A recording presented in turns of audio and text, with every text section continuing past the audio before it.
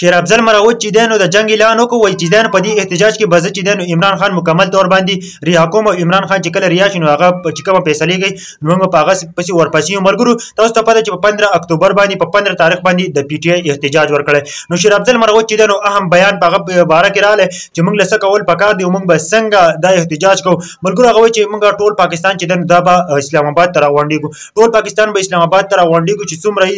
د سن نه کم کسان دي پنجاب چې دي د خیبر پښتونخوا چې دي بلوچستان چې دي څومره عوام چې دي او څومره چې د پی ټی آی ټایګران دي نو هغه به راغونډېږي اسلام آباد ته ډي چوک ته په ډي چوک کې به ورسره وځئ یم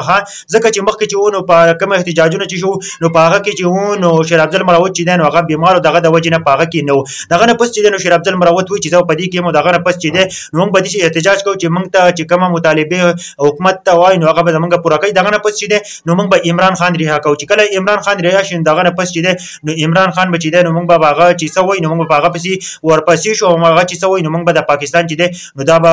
ترقۍ طرف ته بوځو ځکه چې پاکستان چې دی نو ډېر زیات چې دی نو هغه خراب شوی دی پاکستان چې دی مکمل طور باندې تباهۍ طرف ته روان دی نو وایي چې موږ پاکستان ټیک کړو ځکه چې شیر افضل مروت چې دی نو مخکې بیمار او دغه تقریبا 10 کیلو وزن چې دی نو هغه هم کم شوی دغه نه پس چې دی نو دا بیان یې ورکړو مکمل طور باندې چې دی نو هغه غوسه و هغه دا بیان ورکړو که نه د 15 اکتوبر باندې ټول له پکار ده چې موږ وځو ځکه مخکینی چې کومه احتجاج نو په هغه کې چې دی نو ګنډاپور صاحب راوتښتېد نو دغه نه پس چې دی نو ټول پی ټی آی ټایګران ډېر زیات خفه شول په سوشل میډیا پسې ډېرې زیاتې ویډیوګانې هم جوړې شولې او ځکه چې هغه راتښتېدلی او دغه د وجې نه چې دی نو ټول ډېر زیات کارکونان چې دي نو هغه اوس هم په جیلونو کې دي او د دې وجې نه ټولو ته پکار ده که نه چې ځان ورسوئ شیر افضل مروت چې کله وي نو زموږ د پی ټی آی چې څومره ټایګران یې که نه دا مکمل طور باندې بیا سیف څه مسله ورته نه وي خو بلکې علي امین ګنډاپور پته نه لګي چې څه دبا و چې د هغه د وجې نه راغی د اسلام آباد نه دغه نه پس چې دی نو د پی ټی آی ټایګرانو سره ډېر زیات ظلم وشو او ډېر زیات تشدد پرې وشو که نه په هغه باندې شیلینګ وشو دریم مخلوق چې دی نو هغه د مخې ته ولاړ و ملګرو او